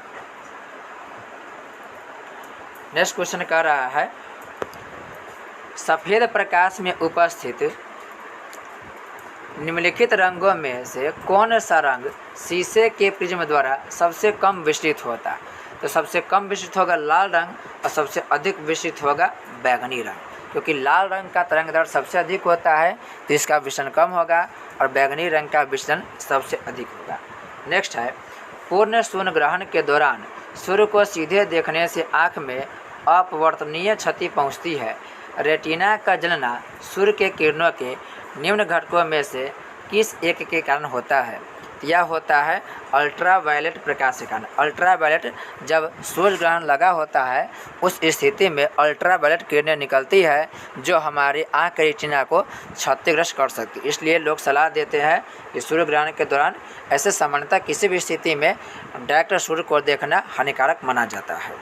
एक बात और याद रखेंगे, जो पूर्ण सूर्य ग्रहण की अवधि होती है वह पूर्ण सूर्य ग्रहण की अवधि अधिकतम 11 मिनट तक हो सकती है। पूर्ण सूर्य ग्रहण की अवधि अधिकतम कितना हो सकती है? तो अधिकतम 11 मिनट तक हो सकती है। नेक्स्ट 59 नंबर क्वेश्चन कर रहा है, एक मकान में 2 बल्बों में से एक दूसरे से अधिक रोशनी देता है। एक मकान में 2 बल्बों में से एक दूसरे से अधिक रोशनी देता है और चमकदार है। इन दोनों में से किस बल्ब में उच्चतर अवरोधक है? उस आंसर क्लियर हो जाएगा ऑप्शन नंबर ए, मंद रोशनी वाले बल्ब में, क्योंकि जो बल्ब मंद रोशनी देगा यानी कम रोशनी देगा, इसका मतलब वह ज़्यादा प्रतिरोध करने वाला है और वह ज़्यादा प्रतिरोध कर रहा है, इसलिए वह रोशनी कम दे रहा है लेकिन वह चमकदार क्या जी ज़्यादा है। क्वेश्चन नंबर क्वेश्चन कर रहा है, नेक्स्ट क्वेश्चन है, सोडियम बेंजोएट के संदर्भ में निम्नलिखित में से कौन सा से लक्षण सही है या है? करा ऑप्शन, यह एक सामान्य परिरक्षक है, यह बिल्कुल सही बात है। नेक्स्ट कर रहा है इसका प्रयोग जैम एवं स्क्वैश को संदूषित यानी कि प्रदूषित होने से बचाने के लिए किया जाता है, ये बिल्कुल सही है। तीसरा है इसका प्रयोग आतिशबाजी में भी किया जाता है, ये भी राइट है, यानी इसका आंसर हो जाएगा ऑप्शन नंबर डी, 1, 2 और 3 सभी है। गॉड पार्टिकल है। गॉड पार्टिकल की बात करें तो यह एक हिग्स बोसोन है। नेक्स्ट क्वेश्चन कर रहा है अधोलिखित युग्मों में से कौन सा सही सुमेलित है। सही सुमेलित की बात कर रहा है तो इसका इलेक्ट्रॉन के नामकरण की बात करें तो बोरबेयू नहीं किया था, इलेक्ट्रॉन के नाम पर पता होगा आपको, थॉमसन ने किया था, जे थॉमसन ने। अल्फा किरण की बात करें तो अल्फा किरण के रोएंटजन नहीं किया था बल्कि रदरफोर्ड किया था। न्यूट्रॉन की बात करें तो न्यूट्रॉन के चार्विक किया था, ये बिल्कुल सही होगा। जबकि प्रोटॉन की बात करें तो प्रोटॉन के जे थॉमसन होकर के इसका राइट आंसर हो जाएगा गोल्डस्टीन। तो हमारा राइट आंसर क्या होगा ऑप्शन नंबर सी, न्यूट्रॉन के जो खोज करता है वह है जे चार्विक। 63 नंबर क्वेश्चन कर रहा है किसी परमाणु नाभिक का आइसोटोप वह नाभिक है जिसमें प्रोटॉनों की संख्या समान होती है परंतु न्यूट्रॉनों की संख्या क्या होती है, भिन्न भिन्न होती है। 64 नंबर क्वेश्चन कर रहा है निम्नलिखित पदार्थों में से कौन सा फोटोग्राफी में एक एंटीक्लोर के रूप में भी प्रयुक्त होता है। तो एंटीक्लोर के रूप में प्रयुक्त करने की बात करें तो यह होता है सोडियम थायोसल्फेट। सोडियम थायोसल्फेट की बात करें तो इसका जो प्रयोग होता है वह एंटीक्लोर के रूप में किया जाता है। नेक्स्ट क्वेश्चन की बात करें तो कह रहा है एथेनॉल के संदर्भ में दिए गए कथनों में से कौन सा सही नहीं है। ऑप्शन ए कह रहा है एथेनॉल का निर्माण एंजाइमों की उपस्थिति में शक्कर यानी कि स्टार्च के विद्युत अपघटन द्वारा होता है। देखिए यही इसका गलत आंसर हो जाएगा क्योंकि एथेनॉल का जो निर्माण होता है वो एंजाइम की उपस्थिति में तो होता है शक्कर स्टार्च के साथ, लेकिन यह विद्युत अपघटन द्वारा नहीं होता है बल्कि यह जो होता है वह होता है किण्वन प्रक्रिया के द्वारा। यह होता है किण्वन प्रक्रिया के द्वारा, यह विद्युत अपघटन के द्वारा नहीं होता है। यही इसका क्या हो जाएगा राइट आंसर हो जाएगा, यानी यह जो कथन है वह कथन गलत है। बाकी कथन क्या कर रहा है, बाकी कथन कर रहा है कि वायु की उपस्थिति में एथेनॉल ऑक्सीकृत होकर एथेनोइक अम्ल अथवा एसिटिक अम्ल में परिवर्तित हो जाता है, बिल्कुल राइट आंसर है। याद रखेंगे एसिटिक अम्ल के बारे में क्वेश्चन पूछेगा सिरका में कौन सा अम्ल होता है तो एसिटिक अम्ल होता है। नेक्स्ट कर रहा है एथेनॉल बियर वाइन विस्की तथा अन्य शराबों का मुख्य घटक कौन है, एथेनॉल है। नेक्स्ट है इसका उपयोग सुइयों को रोगाणुमुक्त करने तथा घावों को सुखाने में होता है, ये भी बिल्कुल सही है, यानी कि सभी बी सी डी सब सही है। ये इसका क्या हो जाएगा गलत आंसर हो जाएगा। नेक्स्ट क्वेश्चन कर रहा है निम्नलिखित में कौन रासायनिक उर्वरक नहीं है। तो इसका राइट आंसर हो जाएगा सोडियम सल्फेट रासायनिक उर्वरक नहीं है। नेक्स्ट है निम्नलिखित में से कौन सा यौगिक चाइनीज व्हाइट कहलाता है। तो चाइनीज व्हाइट कहलाता है जिंक ऑक्साइड चाइनीज व्हाइट कहलाता है। नेक्स्ट है एक परजीवी पर दूसरे परजीवी के आश्रित रहने को क्या कहते हैं। इसे कहते उपपरजीविता। और सजीवता में क्या होता है, एक जीव दो जीव है, दोनों एक दूसरा के क्या करता है जी, लाभ पहुंचाता है। नेक्स्ट क्वेश्चन कर रहा है मानव सदृश लघुत्तम कपी है। लघुत्तम की बात करें तो गिबन है। और ये जो ओरंगुटान होता है ये भी समझिए कि मानव से मिलता जुलता होता है, लेकिन ये बहुत भारी भरकम होता है। नेक्स्ट क्वेश्चन कर रहा है निम्न में से किसमें लिंग गुणसूत्र नहीं होते। तो लिंग गुणसूत्र छिपकली में नहीं होता है, जबकि बंदर, चीता, तितली इत्यादि में लिंग गुणसूत्र पाया जाता है। नेक्स्ट क्वेश्चन कर रहा है निम्नलिखित में से कौन सा मानव दंत केवल अस्थायी दंत विन्यास में प्रकट होता है। तो यह होता है चवर्णक। चवर्णक जब उगता है तो यह लास्ट तक रह जाता है, हालांकि अगर यह टूटता है तो उसके बाद नहीं मिलता है, लेकिन बाकी जो दांत है वह दोबारा से क्या होता है, उत्पन्न होता है। नेक्स्ट क्वेश्चन कर रहा है निम्नलिखित में से कौन एक प्रतिवर्ती क्रिया यानी कि रिफ्लेक्स एक्शन नहीं है। तो हाथ का हिलना रिफ्लेक्स एक्शन नहीं होता है। नेक्स्ट है मादा जनन पथ में पहुंचने के पश्चात मानव शुक्राणु अपनी निषेचन क्षमता सुरक्षित रखते हैं या सुरक्षित रखते हैं 1 से 2 दिनों के लिए। नेक्स्ट क्वेश्चन कर रहा है गाय और भैंस के थनों में दूध उतारने के लिए किस हार्मोन के सुई का प्रयोग किया जाता है। तो यह हो जाएगा आपको right answer oxytocin. Option B हो जाएगा, ऑक्सीटोसिन का प्रयोग किया जाता है। 75 नंबर क्वेश्चन कर रहा है मिलान करना विटामिन और उसके कार्य क्या है। इसमें करा कौन सुमेलित नहीं है, इसमें कौन सुमेलित नहीं है। विटामिन बी12 की बात करें तो यह प्रति अरक्ता कारक के काम करता है, बिल्कुल सही है। प्रति अरक्ता कारक के काम करता है, बिल्कुल सही है। विटामिन सी की बात करें तो प्रति स्कर्वी कारक के रूप में काम करता है, यानी स्कर्वी बीमारी को दूर करने में विटामिन सी उपयोगी होता है। विटामिन डी की बात करें तो बंध्यता रोधी कारक के रूप में विटामिन डी का प्रयोग नहीं होता है, बल्कि विटामिन ई का प्रयोग होता है। और विटामिन के की बात करें तो प्रति रक्तस्रावी कारक, यानी कि खून के स्कंदन को रोकने से बचाने के लिए विटामिन के कारगर सिद्ध होता है। तो हमारा इसका राइट आंसर हो जाएगा विटामिन डी जो है यह बंध्या रोधी कारक के काम नहीं करता है। नेक्स्ट क्वेश्चन 76 नंबर क्वेश्चन कर रहा है देवदार, फर, स्प्रूस, लार्च और सरू के प्रसिद्ध लकड़ी के पौधे हैं, कई पहाड़ी क्षेत्रों में भी व्यापक रूप से पाए जाते हैं। तो यह होता है जिम्नोस्पर्म पौधा। ये जितने ही प्रकार के पौधे का नाम लिखा गया है यह जिम्नोस्पर्म पौधे के एग्जाम्पल है। जिम्नोस्पर्म की बात करें तो यह एक ऐसा पौधा होता है जिसके जो बीज होता है वो बिना आवरण के होता है, यानी बीज के ऊपर यानी बीज को ढकने के लिए फल नहीं होता है। बाकी आप फल में देखेंगे जैसे कि आम, लीची वगैरह, तब देखेंगे कि जो फल होता है उस वह फल के मुख्य काम होता है बीज को सुरक्षित करना, जबकि जिम्नोस्पर्म पौधे के साथ ऐसा नहीं होता है। नेक्स्ट क्वेश्चन कर रहा है सूची 1 को सूची 2 से सम्मिलित करना है और सूचियों के नीचे दिए गए कोड का प्रयोग करके सही उत्तर को चुनना है। तो इसको मिलाते हैं। फल के ये जो फल हो जाएगा यह फल अंडाशय से क्या होता है, जो घिरा होता है। ये जो बीज है ये बीजाणु से बनता है। काष्ठ की बात करें तो काष्ठ आगे जाकर तना बन जाता है, और मंड की बात करें तो मंड पत्तियों से प्राप्त होता है, यानी पत्तियों में मंड पाया जाता है। नेक्स्ट क्वेश्चन की बात करें तो स्टार्च और सेलुलोज के बारे में निम्नलिखित कथन में से कौन सा सही नहीं है। यहाँ पर पूछा सही नहीं है, तो यहाँ पर करें कि दोनों का वानस्पतिक उद्भव है, बिल्कुल ये राइट आंसर, दोनों एक वनस्पति है। दोनों बहुलक है, बिल्कुल सही है। तीसरा कर आयोडीन के साथ दोनों रंग प्रदान करता है, ये गलत हो जाएगा, क्योंकि स्टार्च जो होता है वो स्टार्च आयोडीन के साथ मिलेगा तो नीला रंग देगा। याद रखेंगे स्टार्च जो है वह आयोडीन के साथ नीला रंग देगा, जबकि सेलुलोज जो है वो सेलुलोज आयोडीन के साथ किसी प्रकार के रंग नहीं देता है। इसका राइट आंसर होगा ऑप्शन सी, आयोडीन के साथ दोनों रंग प्रदान करते हैं। दोनों रंग प्रदान नहीं करेगा, सेलुलोज जो होगा वह किसी प्रकार के रंग प्रदान नहीं करेगा। नेक्स्ट क्वेश्चन कर रहा है सूची 1 को सूची 2 से मिलान करना है जी। तो देखिए जो एंथ्रेक्स है एक विषाणु होता है। एंथ्रेक्स क्या होता है, एक विषाणु होता है। तो इसका हो जाएगा पहला के चौथा एक विष जो जैव युद्ध में काम आता है, यानी एक विषाणु है जो बहुत सारे देश दूसरे देश से युद्ध जीतने के लिए इसका इस्तेमाल किया था, ताकि उस देश के लोगों में बीमारी फैल जाए और हम युद्ध को आसानी से जीत जाए। थैलीसीमिया की बात करें तो थैलीसीमिया जो है यह दोषी जीन से उत्पन्न होकर रोग है, यानी कि यह जीन आधारित रोग है।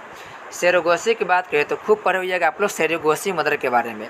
सेरोगोसी जो होता है यह गर्भ की क्या करता है जी, किराएदारी करता है, यानी कि किसी महिला कोई अलग जो पति पत्नी है उस पत्नी के हो गया क्या मतलब पत्नी के अंडाशय हो गया और पुरुष के क्या होगा मतलब शुक्राणु हो गया, और उन दोनों का निषेचन प्रखनली में करवा करके, या उसका निषेचन क्या होता है ना, निषेचन तो हुआ उसी महिला गर्भ में, लेकिन बाद में क्या होता है कि उसको डाल दिया था किसी अन्य महिला गर्भ में, ताकि वहाँ पे बच्चा क्या करे पालन पोषण हो सके। यानी कि एक तरीका समझिए कि एक महिला जिसके गर्भ में जो बच्चा पलता है वास्तव में वह उसका बच्चा न होकर के किसी अन्य महिला और पुरुष के संयोग से बना हुआ वो बच्चा होता है, यानी किराए की एक गर्भ कहलाता है। नेक्स्ट है ट्रांसजेनिक्स। तो ट्रांसजेनिक्स जो होगा यह होगा जीनोम में परिवर्तन करने वाला विज्ञान, जीनोम में परिवर्तन करने वाला विज्ञान से संबंधित। नेक्स्ट क्वेश्चन का रहा है बैकेलाइट निम्नलिखित के संग्रहण से बनता है। तो बैकेलाइट की बात करें तो यह फिनॉल तथा हार्मेल्डिहाइड से बनता है, और इसके साथ साथ फिनॉल तथा मिथेनॉल दोनों से बनता है। फिनॉल तथा फॉर्मेल्डिहाइड और फिनॉल तथा मिथेनॉल दोनों से बनता है। इस राइट आंसर का ऑप्शन नंबर डी है। नेक्स्ट है एड्स विषाणु में होता है। तो जो एड्स विषाणु होता है उसमें RNA प्लस प्रोटीन होता है, और एड्स के पूरे नाम से क्वेश्चन पूछता है तो एड्स का पूरा नाम हो जाएगा acquired immuno deficiency syndrome. Acquired immuno deficiency syndrome होता है। नेक्स्ट क्वेश्चन का रहा है निम्नलिखित में कौन जैव विकास की अवधारणा से संबंधित है। इसका राइट आंसर हो जाएगा चार्ल्स डार्विन। और चार्ल्स डार्विन के किताब का नाम याद रखेंगे द ओरिजिन ऑफ स्पीसीज। याद रखेंगे the origin of species Charles Darwin के किताब का नाम है। अब आप यहाँ पर देखेंगे मैथ है, तो मैथ के सॉल्यूशन किसी अन्य वीडियो में किया जाएगा, क्योंकि सभी के व्याख्या अगर कराया जाए तो वीडियो काफ़ी लंबा हो जाएगा। तो आप लोग का मैथ के बारे में किसी अन्य वीडियो में बताया जाएगा।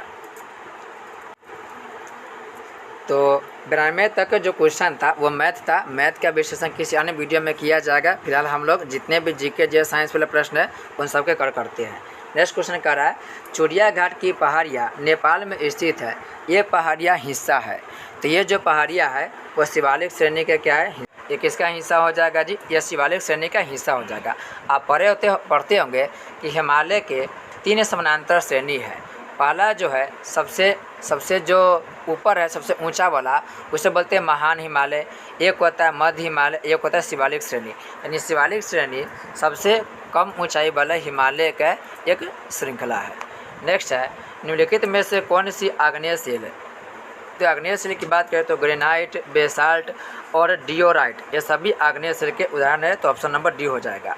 बेसाल्ट चट्टान से क्वेश्चन पूछता है कि बेसाल्ट चट्टान के टूटने फूटने से कौन मिट्टी बनता है। तो बेसाल्ट चट्टान के टूटने फूटने से काली मृदा का निर्माण होता है। नेक्स्ट है तटीय मैदानों के संबंध में निम्नलिखित में से कौन सा से सही नहीं है।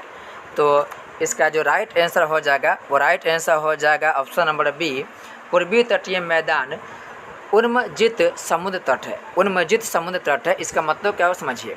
देखिए आप अगर इंडिया के नक्शा को देखेंगे तो ये वाला देखेंगे, ये वाला जो ढलान, ये वाला हिस्सा ये काफ़ी कम ढलान वाला हिस्सा, यानी कि जो ढलान तो है लेकिन ढलान स्लोप में है। और इधर देखेंगे तो इधर के हिस्सा आपको ऊंचा मिलेगा, इधर ऊंचा मिलेगा, इधर के ढलान थोड़ा कम है, नीचे का जमीन मिलेगा। तो इधर जो भी नदियाँ आती है, इधर से बहुत सारी नदियाँ आती है और नदियाँ क्या करती है समुद्र में यानी कि बंगाल की खाड़ी में या अपना जल को गिराती है। तो इधर के नदी, इधर से जो नदी आ रही है वो जो मैदान बनाती है इस तटीय क्षेत्र में, वो तटीय क्षेत्र क्या है आप देखेंगे तो यह थोड़ा सा समुद्र के संपर्क में है।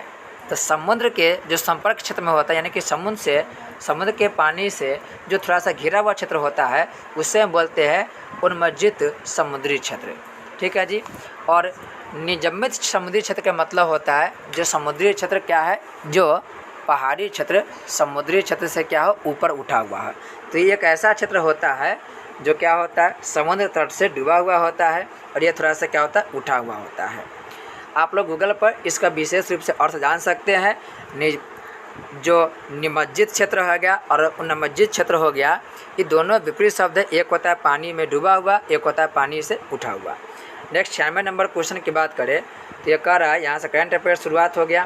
कह रहा केंद्रीय बजट 2023-24 के अनुसार राज्यों के निमित्त संपूर्ण 50 वर्षीय ब्याज मुक्त ऋण निम्नलिखित में से किन परियोजनाओं के लिए संदर्भित है। तो इस 96 के राइट आंसर की बात करें तो देखिए 2023-24 बजट में क्या क्या प्रावधान किया गया है 50 वर्षीय ब्याज मुक्त ऋण के लिए। तो इसके जो राइट आंसर होगा वो होगा पुरानी सरकारी वाहनों की स्क्रैपिंग पर, फिर होगा शहरी स्थानीय निकाय में वित्तीय सुधार को लेकर के, इसमें यूनिट मॉल के निर्माण की बात कहा गया है और साथ ही साथ बाल और किशोर पुस्तकालयों के निर्माण से संबंधित बात इसमें कहा गया है। तो इसका राइट आंसर हो जाएगा 1, 3, 4, 5 सभी। 97 नंबर क्वेश्चन कर रहा है असत्य कथन का चयन करें। असत्य कथन के चयन करना है। कह रहा है कि वाणिज्यिक सेवाओं के निर्यात में भारत की हिस्सेदारी 3% है। ये गलत है क्योंकि भारत की हिस्सेदारी 3% ना होकर के यह लगभग 4.1% है।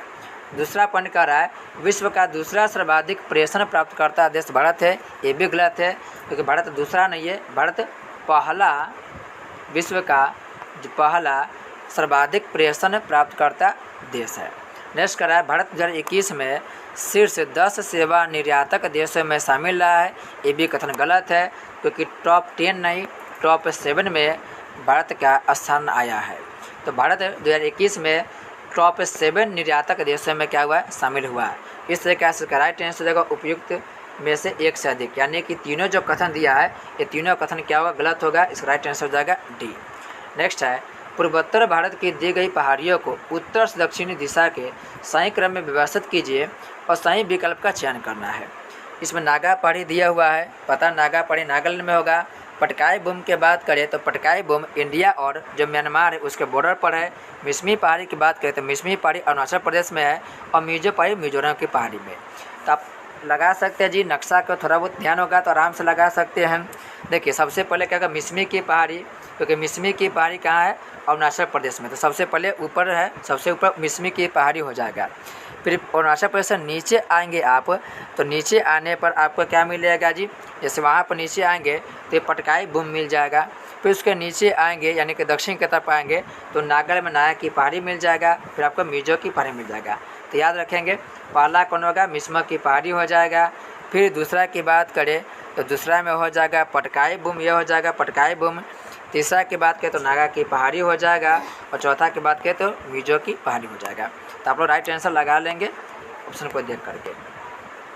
नेक्स्ट क्वेश्चन कर रहा है, उत्तर बिहार के मैदान को पश्चिम से पूरब की दिशा को व्यवस्थित करना है। तो सबसे पहले बिहार का नक्शा को बना लेना है। जैसे मान लिया जाए कि यह बिहार का एक नक्शा हो गया, समझने के लिए बिहार का नक्शा हो गया, और आपको पूरा जिला याद होना चाहिए, 38 जिला याद होना चाहिए। फिर से आपको बना रहे, ठीक से देखिएगा आप लोग। ये बिहार का एक तरह के मान लिया जाए कि सांकेतिक मैप है, थोड़ा सा लंबा बनाया जानबूझ करके। यहाँ पर देखेंगे तो यहाँ पश्चिमी चंपारण है, यहाँ पूर्वी चंपारण है, यहाँ पर शिवर हो गया, यहाँ पर सीतामढ़ी हो गया, यहाँ पे मधुबनी हो गया, यहाँ पे सुपौल हो गया, यहाँ पे अररिया हो गया, यहाँ पे किशनगंज हो गया। सब जिला के नाम आप लोग देखेंगे, सीतामढ़ी, शिवर, यहाँ पे होगा पश्चिमी चंपारण, यहाँ पे होगा पूर्वी चंपारण, यहाँ पर शिवर, यहाँ पर सीतामढ़ी, यहाँ पर मधुबनी, यहाँ पर सुपौल, यहाँ पर अररिया, यहाँ पर किशनगंज। फिर यहाँ पर देखेंगे तो पूर्णिया हो जाएगा, कटिहार हो जाएगा, बांका हो जाएगा, भागलपुर हो जाएगा, पहले भागलपुर होगा फिर बांका हो जाएगा। आपको सभी जिला को अच्छा से आप लोग को देख लेना है और उसी से आपको पूरे के पूरे आंसर के जवाब मिल जाएगा। जैसे आप देखेंगे तो यहाँ पर कह रहा है कि पश्चिम से पूरब की ओर, तो पश्चिम से यहाँ पश्चिम से पूरब की ओर कह रहा है, तो याद रखें सबसे पश्चिम में कौन होगा, मोतिहारी। अब बिहार के जब देखेंगे, जैसे ये बिहार है तो सबसे यहाँ पे कौन होगा, पश्चिम चंपारण हो जाएगा।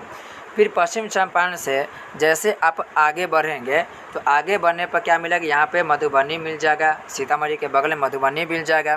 फिर आप आगे जाएंगे तो यहीं पर आपको सहरसा मिल जाएगा। फिर सहरसा से आप थोड़ा आगे जाएंगे तो यहाँ पे अररिया मिल जाएगा, अररिया के बाद किशनगंज आता है। फिर आप देखेंगे तो यहाँ पर आपको कटिहार मिल जाएगा। तो फिर से देखेंगे यहाँ पर हो गया आपको पश्चिमी चंपारण यानी कि मोतिहारी हो गया। यहाँ पर आप आगे जाएंगे तो आगे जाने के बाद यहाँ पर मिल जाएगा आपको मधुबनी मिल जाएगा। फिर आगे बढ़ेंगे तो आगे बढ़ने के बाद आपको मिल जाएगा सहरसा मिल जाएगा। फिर सहरसा से आगे आप जाएंगे तो यहाँ पर अररिया मिल जाएगा, इस क्षेत्र में अररिया है। फिर यहाँ पर आपको कटिहार मिल जाएगा। तो राइट आंसर आप लगा लेंगे। इसका जो राइट आंसर की बात करें तो ये हो जाएगा 3, 1, 4, 2, 5। ये हो जाएगा 3, 1, 4, 2, 5 इसका राइट आंसर हो जाएगा।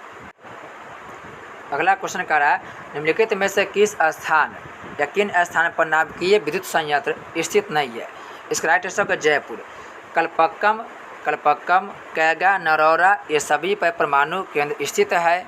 सबसे पहला परमाणु केंद्र की बात करें तो महाराष्ट्र में तारापुर में स्थापित किया गया था। तारापुर महाराष्ट्र में स्थापित किया गया। नरौरा कहाँ है, उत्तर प्रदेश में है। कैगा कर्नाटक में मिलेगा और कलपक्कम तमिलनाडु में मिलेगा। जबकि जयपुर में कोई भी नाभिकीय विद्युत संयंत्र स्थापित नहीं किया गया है, इस बात को ध्यान रखेंगे। भारत में टोटल बड़े बात करें कि बड़े नाभिकीय विद्युत क्षेत्र के, तो बड़े नाभिकीय परमाणु विद्युत क्षेत्र की बात करें तो उसकी संख्या हो जाएगा टोटल 6। कौन कौन, एक कलपक्कम हो गया, एक कैगा हो गया, नरौरा हो गया। एक आपको मिलेगा तारापुर, जो तारापुर का है महाराष्ट्र में है। तारापुर का है महाराष्ट्र में। गुजरात में मिलेगा आपको काकरापारा, गुजरात में मिलेगा काकरापारा, गुजरात में क्या मिलेगा, काकरापारा। और एक मिल जाएगा कूडमकुलन मिल जाएगा तमिलनाडु में। कलपक्कम और कूडमकुलन दोनों मिल जाएगा आपको तमिलनाडु क्षेत्र में। नेक्स्ट क्वेश्चन कर रहा है, ऊषा मृदा किस जिले में पाई जाती है। तो बिहार के मुख्यतः सिवान जिले में पाई जाती है। ऊसर जो मृदा होता है यह उपजाऊ मृदा नहीं मानी जाती है। नेक्स्ट कर रहा है 102 नंबर क्वेश्चन कर रहा है, निम्नलिखित में से कौन सा तत्व पृथ्वी की प्रपट्टी में क्रमशः उच्चतम और निम्नतम मात्रा में पाई जाती है। इसका राइट आंसर हो जाएगा ऑक्सीजन और मैग्नीशियम। ऑक्सीजन की बात करें तो ऑक्सीजन लगभग 46% यानी कि 47% हिस्सा में पाई जाती है। नेक्स्ट है बजट की 7 प्राथमिकताएं सप्तर्षि में कौन शामिल नहीं है। तो बजट में 7 बातें कहा गया है, उसमें हरित विकास है, समावेशी विकास है, बाल विकास नहीं होगा। यहाँ पर देखिएगा तो बहुत सारे प्रावधान किया गया, जैसे अंतिम पंक्ति तक लोगों की पहुँच, युवा शक्ति, अवसंरचना और निवेश, इन सभी बातों को कहा गया। एक बार फिर से बोले, ध्यान से सुनेंगे आप लोग। हरित विकास होगा, फिर उसके बाद आप देखें यहाँ पर समावेशी विकास भी होगा, फिर युवा शक्ति भी होगा, अंतिम व्यक्ति तक पहुँच की बात कहा गया है, वित्तीय क्षेत्र की बात कहा गया है, सक्षमता है उसकी बात कहा गया है, और अवसंरचना एवं निवेश की बात कहा गया है। नेक्स्ट क्वेश्चन है, कह रहा है कि रोसब्बी तरंगों से आप क्या समझते हैं। तो रोसब्बी तरंग की बात करें तो यह निचले वायुमंडल की पवनें, बिल्कुल सही बात है। यह अधिक ऊंचाई वाली पवनों में वृत्तकाय घुमावदार बहाव वाली है, यह भी सही है। और यह केवल कोरियलिस बल के द्वारा ही प्रभावित होती, ये भी क्या सही है। इसका राइट आंसर हो जाएगा option number D. Next question है 105 नंबर क्वेश्चन कर रहा है, निम्नलिखित में से कौन सा संयुक्त सम्मिलित नहीं है। यहाँ पे तकनीक है और यहाँ पे फसल और उपयोग की बात कर रहा है। तो अपगलन जिसे रेटिंग बोलते हैं, यह जूट से संबंधित है, बिल्कुल सही बात है। रैटून की बात करें तो यह गन्ना के फसल से संबंधित है। पलवार घास पात से ढकना की बात करें तो यह नमी बनाए रखने से संबंधित है। परिशुद्ध कृषि की बात करें तो यह बाजार की मांग के अनुसार फसल उत्पादन नियंत्रण करना, इससे संबंधित नहीं है।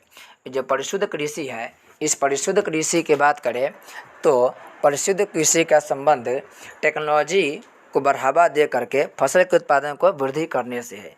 यानी परिशुद्ध कृषि की बात करें तो टेक्नोलॉजी का उपयोग करके फसल के उत्पादन में वृद्धि करना परिशुद्ध कृषि कहलाता है। नेक्स्ट क्वेश्चन कह रहा है, सिमलीपाल राष्ट्रीय उद्यान स्थित है। तो सिमलीपाल ये उड़ीसा में स्थित है। भीतरकनिका की बात करें तो ये भी उड़ीसा में स्थित है। पन्ना की बात करें, पन्ना सतपुरा, तो यह मध्य प्रदेश में स्थित है। नेक्स्ट है, निम्नलिखित में से कौन सी दक्षिण भारत की सबसे ऊंची चोटी है। तो दक्षिण भारत की सबसे ऊंची चोटी अनायमुड्डी है, और अनायमुड्डी की ऊंचाई की बात करें तो 2695 मीटर सबसे ऊंची है। आप जब पढ़ते हैं नीलगिरी की पहाड़ी, तो नीलगिरी पहाड़ी की सबसे ऊंची चोटी दोड्डा बेटा है। गुरु शिखर की बात करें तो दुनिया के सबसे पुरानी पर्वत अरावली पर्वत है। उस अरावली पर्वत के सर्वोच्च शिखर के नाम गुरु शिखर है, जिसकी ऊंचाई करके पूछता है तो ये 1722 मीटर है। और पूर्वी घाट की सबसे ऊंची चोटी कौन है, महेंद्रगिरी है। पूर्वी घाट की सबसे ऊंची चोटी महेंद्रगिरी है। नेक्स्ट 108 नंबर क्वेश्चन कर रहा है, निम्नलिखित में से असत्य कथन के चयन करना है। असत्य कथन के चयन करना है। 108 नंबर क्वेश्चन में कह रहा है, पहला, पिछले वर्ष की तुलना में बिहार बजट के कुल व्यय में इस वर्ष वृद्धि हुई है। तो ये बिल्कुल सही बात है। फिर कह रहा है, बिहार बजट के कुल व्यय के लगभग 70% व्यय राजस्व व्यय से निर्धारित है। तो देखिए 70% व्यय नहीं है, यह लगभग 36% व्यय राजस्व व्यय से निर्धारित किया गया है। नेक्स्ट है, बजट 2023-24 में बिहार का योजनागत व्यय लगभग 1 लाख करोड़ रुपया, बिल्कुल सही है। इसका राइट आंसर क्या होगा, बी जो कथन है वो असत्य माना जाएगा। नेक्स्ट क्वेश्चन 109 नंबर कह रहा है, यहाँ पर सीमा का नाम और देश से संबंध दिया गया है। तो रेड क्लिफ लाइन की बात करें तो रेड क्लिफ लाइन भारत और पाकिस्तान से संबंधित है। डुरान लाइन भारत और बांग्लादेश नहीं, भारत और अफगानिस्तान से संबंधित है, भारत और अफगानिस्तान से। और डुरान लाइन का निर्माण किया गया 1893 ईस्वी में। मैकमोहन लाइन भारत चीन के बीच है, 1914 में खींचा गया। और पाक जलडमरू मध्य जो है वो भारत और चीन के बीच है।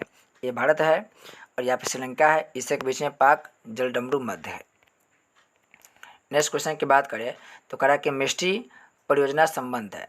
तो मिष्टी योजना का संबंध मैंग्रोव पौधारोपण से। मैंग्रोव क्या है, तो मैंग्रोव एक पेड़ है जो समुद्र तटीय क्षेत्र में विकसित होता है और सुनामी को रोकने के लिए मैंग्रोव वन के उपयोग किया जाता है।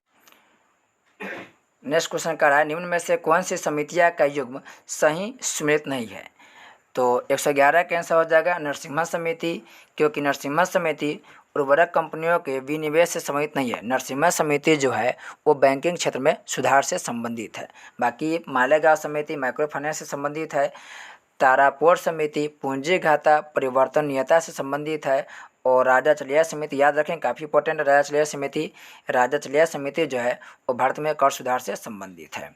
नेक्स्ट 112 नंबर कह रहा है कि भारतीय हरित हाइड्रोजन मिशन के तहत वर्ष 2030 तक कितना हरित हाइड्रोजन उत्पादन क्षमता विकसित करने का लक्ष्य निर्धारित किया गया है। इसका राइट आंसर हो जाएगा 5 MMT, 5 MMT।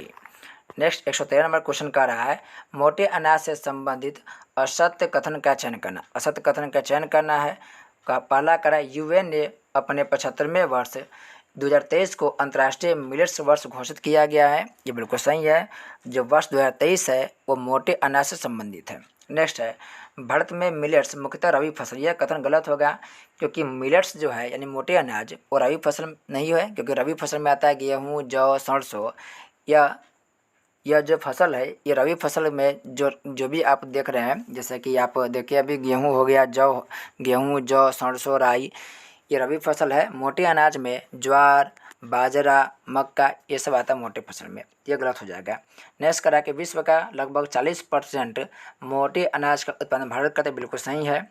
इसका राइट आंसर क्या हो जाएगा? Option number B. यह जो कथन सही दिया है। दुनिया में सबसे अधिक मोटे अनाज का उत्पादन भारत के द्वारा होता है, इस बात को ध्यान रखेंगे। नेक्स्ट है 114 नंबर क्वेश्चन का रहा है, लघु वित्तीय बैंक का आरंभिक न्यूनतम पूंजी राशि कितना होता है? इसका राइट आंसर होगा 100 करोड़ रुपया, 100 करोड़ रुपया। 115 नंबर क्वेश्चन का रहा है, प्रधानमंत्री पीवीटीजी विकास मिशन के तहत अगले 3 वर्षों में कितनी राशि खर्च की जाएगी? देखिए अभी जो हाल फिलहाल में दरोगा का एग्जाम हुआ है उसमें यह क्वेश्चन पूछा गया था। प्रधानमंत्री पीवीटीजी विकास मिशन के तहत अगले 3 वर्षों में कितनी राशि खर्च की जाएगी? इसका राइट आंसर है 15,000 करोड़। ये पूछा गया था कि किससे संबंधित योजना है, ये नहीं पूछा था कितना रुपया इसमें खर्च करने के बाद किया गया, पूछा गया था कि यह जो योजना है वो किससे संबंधित है। नेक्स्ट क्वेश्चन है, बिहार के निम्न में से किस जिले में शहरीकरण की दर 5% से कम है? तो 116 के जो राइट आंसर हो जाएगा वो हो जाएगा मधुबनी। मधुबनी में शहरीकरण की दर सबसे कम है। सबसे अधिक शहरी आबादी की बात करें तो पटना में है। पटना की जो शहरी आबादी है वो लगभग 44% के आसपास है। 117 नंबर क्वेश्चन का रहा है, किस राज्य ने 2023-24 में कॉलेजों में राष्ट्रीय शिक्षा नीति, जो नई शिक्षा नीति लागू हुआ है, तो राष्ट्रीय शिक्षा नीति लागू करने की घोषणा की? यह पश्चिम बंगाल हो जाएगा। नेक्स्ट क्वेश्चन का रहा है, वित्त वर्ष 2023-24 के बजट में वर्णित राष्ट्रीय डिजिटल पुस्तकालय की स्थापना मुख्य रूप से किस वर्ग के लिए किया जा रहा है? यह हो जाएगा बच्चों एवं किशोरों के लिए, बच्चों एवं किशोरों के लिए। नेक्स्ट क्वेश्चन का रहा है 119 नंबर क्वेश्चन का रहा है, वित्त वर्ष 2022-23 के दौरान केंद्र सरकार का वित्तीय प्रदर्शन लचीला बन रहा है, तो इसके पीछे वजह क्या है? इसके पीछे वजह क्या है कि आर्थिक गतिविधि में सुधार किया, जीएसटी से राजस्व में वृद्धि किया गया और बजट में प्रत्यक्ष कर व जीएसटी में वृद्धि कर दिया, यानी कि इसका आंसर हो जाएगा उपयुक्त में से एक से अधिक। नेक्स्ट क्वेश्चन का रहा है, निम्नलिखित में से कौन सा मूल अधिकार विदेशी नागरिकों को प्राप्त नहीं है? तो विदेशी जो नागरिक है उसको वाक एवं अभिव्यक्ति की स्वतंत्रता का अधिकार नहीं प्राप्त है, यानी कि अभिव्यक्ति के स्वतंत्रता का अधिकार प्राप्त नहीं होता है, बल्कि वह सभी अधिकार, बाकी के सभी अधिकार प्राप्त होता है। नेक्स्ट है, किस मिट्टी में चूना एवं क्षार की कमी पाई जाती है? तो यह तराई मिट्टी में होगा। हिमालय जो क्षेत्र है, हिमालय के सबसे निचला जो भाग है उसको बोलते हैं तराई। और बिहार के जो सबसे, जैसे देखिए ये हो गया हिमालय पर्वत और ये हमारा मान के चलिए ये बिहार राज्य हो गया।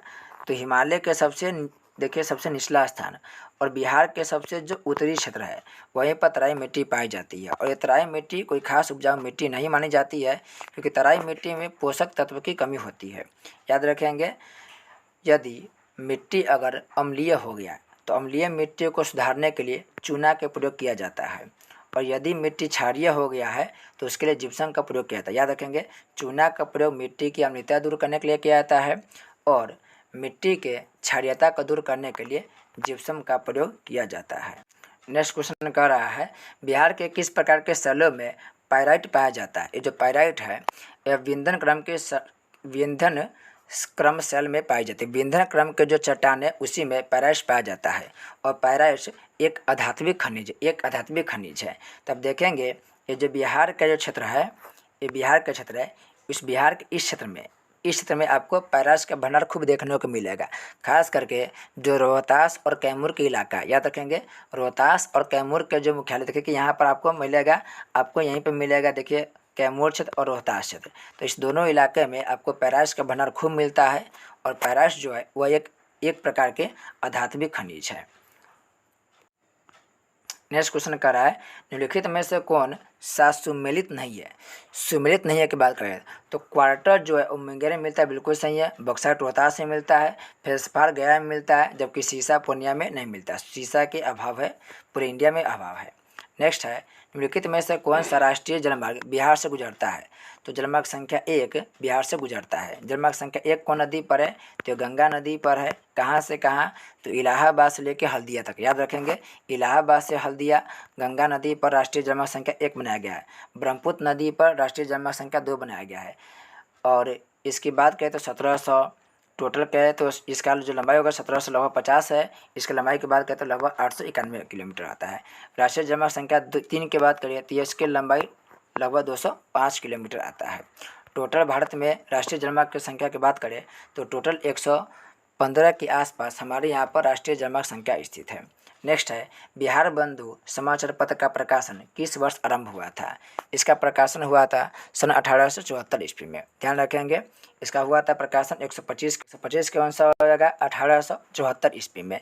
एक क्वेश्चन और पूछता है इससे कि ये जो बिहार बंधु समाचार पत्र है यह बिहार का प्रथम हिंदी समाचार पत्र था। याद रखेंगे बिहार बंधु जो समाचार पत्र है वो बिहार का प्रथम हिंदी समाचार पत्र है। नेक्स्ट क्वेश्चन की बात करें तो कह रहा है कि बिहार में धान रोपते समय कौन सा गीत गाया जाता है तो चौचर गीत गाया जाता है।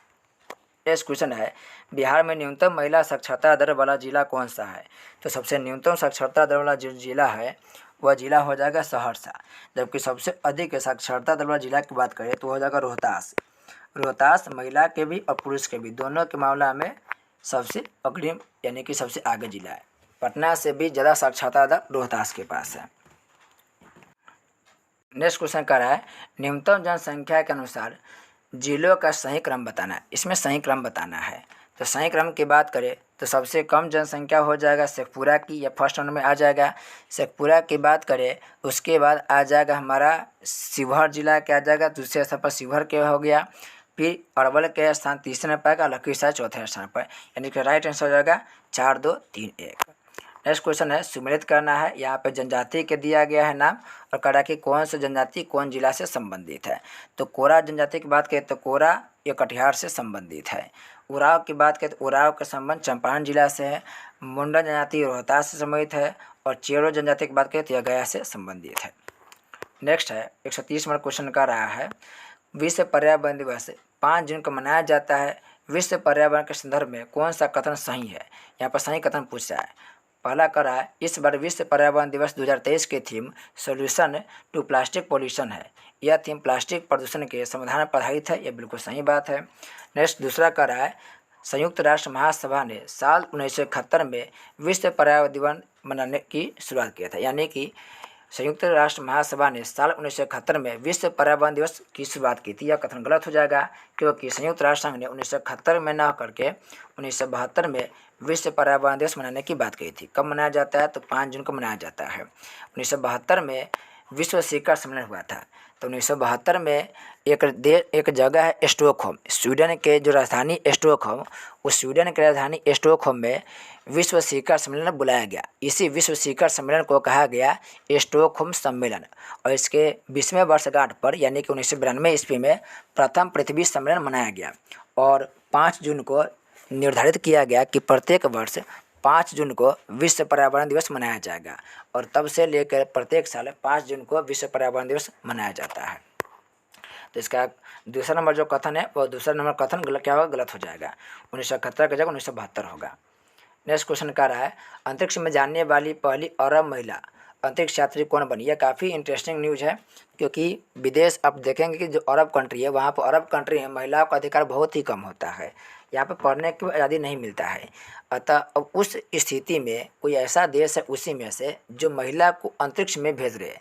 आप देखेंगे अफगानिस्तान में तो तालिबान के जो लोग हैं वो तालिबानी लोग महिलाओं के सभी चीज़ को प्रतिबंधित करे। उसी बीच में अरब देश के महिला अंतरिक्ष में जा रही, ये अपने आप में बहुत ही गौरवपूर्ण बात है। इसका जो राइट आंसर होगा वो होगा रियानाह बरनाबी। सी नंबर हो जाएगा, रियानाह बरनाबी हो जाएगा। नेक्स्ट है 132 नंबर पहला विजन जीरो शिखर सम्मेलन। पहला विजन जीरो शिखर सम्मेलन किस स्थान पर आयोजित किया गया है। इसका राइट आंसर होगा भोपाल।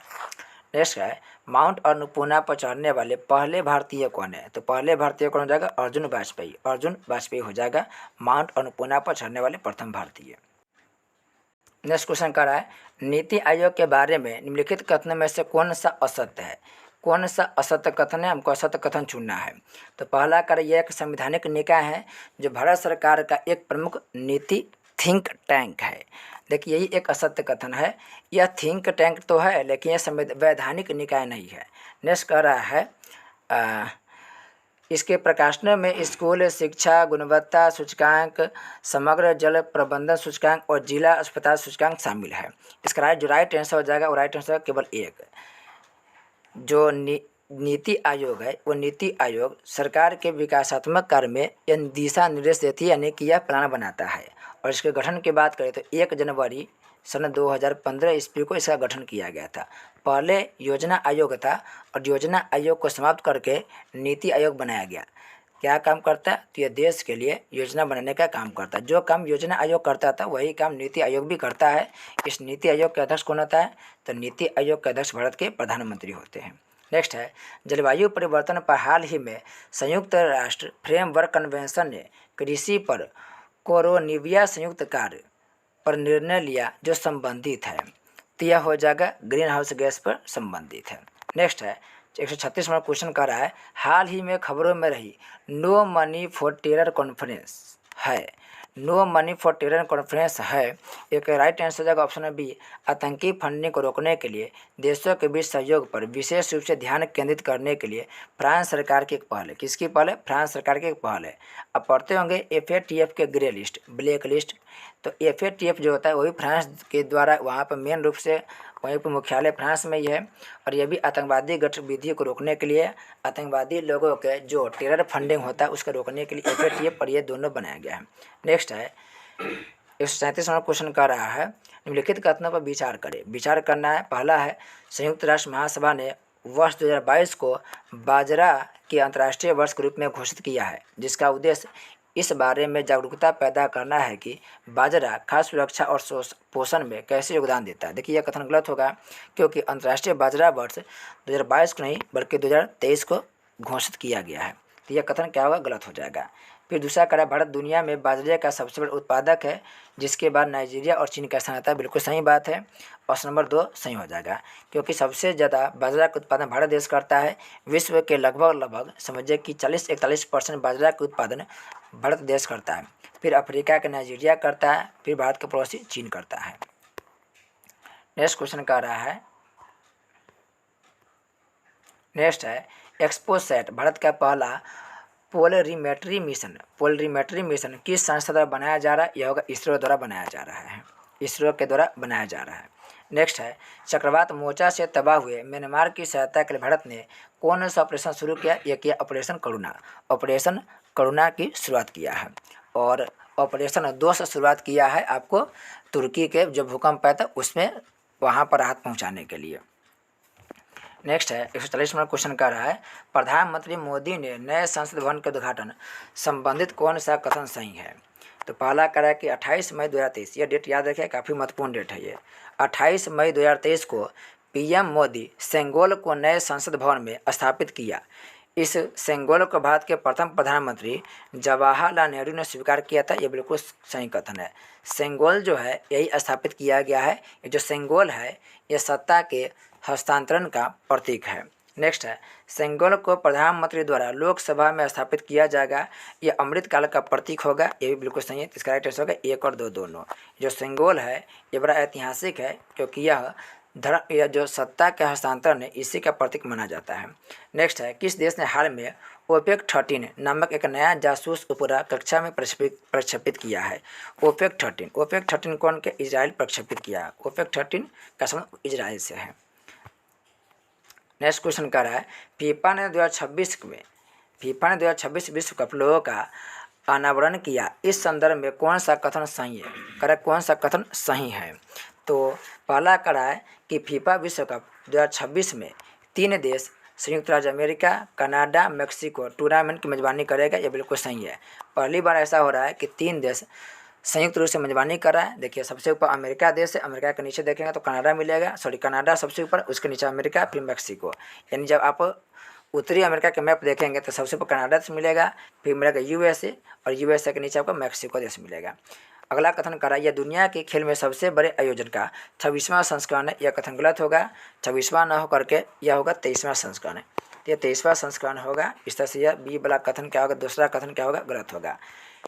नेक्स्ट क्वेश्चन कर रहा है, मार्च 2023 में केंद्र सरकार ने कितने वर्ष के ऊपर लोगों को साक्षर करने के लिए एक नई योजना का नाम क्या है, न्यू इंडिया लिटरेसी प्रोग्राम शुरू किया है। इसका राइट आंसर होगा 15 वर्ष। 143 के जो राइट आंसर हो जाएगा वो होगा 15 वर्ष। नेक्स्ट क्वेश्चन है, बिहार की किस महिला को राष्ट्रपति द्रौपदी मुर्मू के द्वारा फ्लोरेंस नाइटिंगेल अवार्ड 2023 दिया गया। याद रखेंगे, बहुत इंपॉर्टेंट है, फ्लोरेंस नाइटिंगेल अवार्ड 2023। यह जो फ्लोरेंस नाइटिंगेल पुरस्कार है यह गायत्री कुमारी को दिया गया है। और गायत्री कुमारी का संबंध बिहार के कौन जिला से है, तो ये बिहार के शेखपुरा जिला से संबंधित है। बिहार के शेखपुरा जिला से ये संबंधित है। नेक्स्ट है, हाल ही में बर्लिन में आयोजित स्पेशल ओलंपिक वर्ल्ड गेम में बिहार के किस खिलाड़ी ने कांस्य पदक जीता है। तो यह कांस्य पदक जीतने वाले व्यक्ति गजेंद्र कुमार। और जो गजेंद्र कुमार है इसका संबंध बिहार के जहानाबाद जिला से। तो याद रखेंगे, गजेंद्र कुमार का संबंध कहाँ से, जहानाबाद से। जो क्या जीते हैं, तो ये कांस्य पदक जीते हैं। नेक्स्ट है, दुनिया का पहला 3D प्रिंटेड रॉकेट। याद रखिएगा, जब भी पहला की बात होता है तो महत्वपूर्ण बन जाता है। तो दुनिया का पहला 3D प्रिंटेड रॉकेट सफलतापूर्वक लॉन्च किया गया। रॉकेट के नाम क्या है, तो जो रॉकेट के नाम है रॉकेट का नाम है टेरोन 1। नेक्स्ट क्वेश्चन का रहा है, विश्व जल दिवस 2023 की थीम क्या है। 2023 के जो थीम है वह जल और स्वच्छता संकट को हल करने के लिए परिवर्तन में तेजी लाना। जल और स्वच्छता संकट को हल करने के लिए परिवर्तन में तेजी लाना। लास्ट 128 नंबर 148 नंबर क्वेश्चन का रहा है, राष्ट्रपति द्रौपदी मुर्मू 4 मार्च 2023 को कहाँ पर स्वच्छ जल सुजल शक्ति सम्मान 2023 प्रदान किया। यह किए नई दिल्ली में किए राष्ट्रपति द्वारा। नेक्स्ट है, भारतीय रेलवे ने कब तक शुद्ध शून्य कार्बन उत्सर्जक बनने का लक्ष्य रखा। यह रखा 2030 में। और भारत सरकार 2070 तक नेट जीरो का लक्ष्य रखे हैं। आज के लास्ट क्वेश्चन 150वां नंबर क्वेश्चन का रहा है, Stockholm International Peace Research Institute, जिसे हम बोलते हैं सिपरी। सिपरी की फुल फॉर्म क्या हो गया, Stockholm International Peace Research Institute की रिपोर्ट में दुनिया के सभी देशों के रक्षा खर्च को लेकर रिपोर्ट जारी किया गया। इस संबंध में सही कथन चुनना है। तो पहला करा कि भारत दुनिया का चौथा सबसे बड़ा रक्षा बजट वाला देश बन गया है। भारत दुनिया का चौथा सबसे बड़ा रक्षा बजट वाला देश बन गया, ये बिल्कुल सही बात है। दूसरा करा है, अमेरिका 877 अरब डॉलर के साथ दूसरे स्थान पर। यह गलत है, क्योंकि अमेरिका दूसरे स्थान पर ना होकर के यह पहले स्थान पर है। अमेरिका सबसे अधिक खर्च करता है, भारत चौथे स्थान पर आता है रक्षा बजट बनाने वाला। इस तरीक़े से हम लोग प्लेटफॉर्म के पहला प्रैक्टिस सेट कवर कर लिए हैं। हम लोग नेक्स्ट वीडियो में सेट जो 2 देखेंगे, और जैसे ही प्लेटफॉर्म के ये जो प्रैक्टिस सेट का सीरीज खत्म होगा, हम लोग प्लेटफॉर्म के अलावा जो भी प्रकाशन के अन्य बुक होगा उनके बारे में भी चर्चा किया जाएगा। तो मिलते हैं एक नए वीडियो के साथ, तब तक के लिए आपका बहुत बहुत धन्यवाद।